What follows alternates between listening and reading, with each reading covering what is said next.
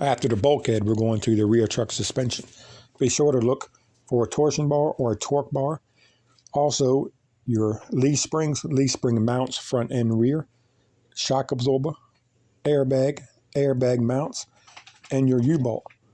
All of it is not cracked, bent, broken, securely attached to the vehicle and not missing any hardware. Your airbags have no abrasions, bulges, or cuts, and you hear no leaks in the system. In the shock absorber, you see no leaks. The leaf spring cannot have more than 25% missing or damaged, or you would put the tractor out of service. Now, once you're done with the rear truck suspension, you're going to move on to the outer brakes. That is the hose, brake chamber, locking ring, slack adjuster, and push rod. It is all not cracked, bent, broken, securely attached to the vehicle, not missing any hardware.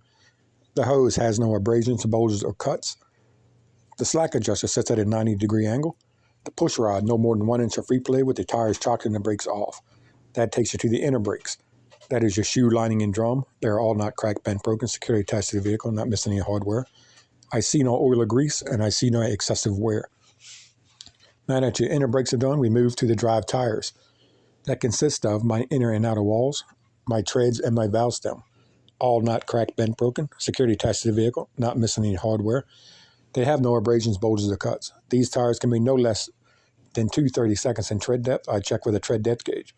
They have to be between 100 and 110 psi. I would check that with an air pressure gauge through the valve stems. These tires can be recapped, retreaded, and mismatched, and I hear no leaks in the system.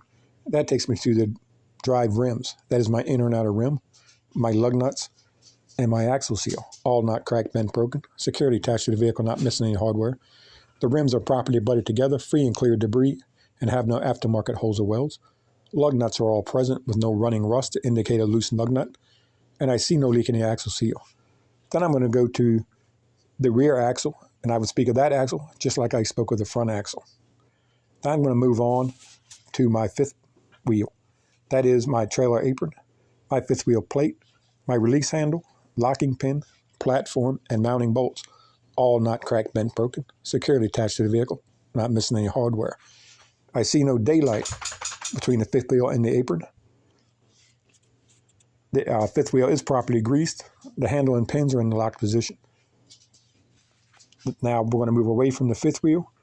I have behind the truck a mud flap bracket, not cracked, bent, broken, securely attached to the vehicle, not missing any hardware. It's raised to the proper level. I'm going to go up under the truck and look at my locking jaw. It is secure around the shank of my king pin. They are not cracked, bent, broken, securely attached to the vehicle, and not missing any hardware. Then I have my rear tractor lights. That is my brake lights, my tail lights, left and right turn signals, four-way flashers, and my reverse lights. All not cracked, bent, broken, securely attached to the vehicle, not missing any hardware. They are all clean and clear, all proper color, and I see no moisture. Now that's going to move me around to my sidewall of my trailer. That is my sidewall, my DOT tape, my trailer frame, and my cross members. All not cracked, bent, broken, securely attached to the vehicle, not missing any hardware. The sidewall has no abrasions, bulges, or cuts to indicate a shift in the load. All rivets are present. My DOT tape, not cut, dry, routed, free, runs 50% of the length of my trailer. My frame and cross members run the entire length of my trailer.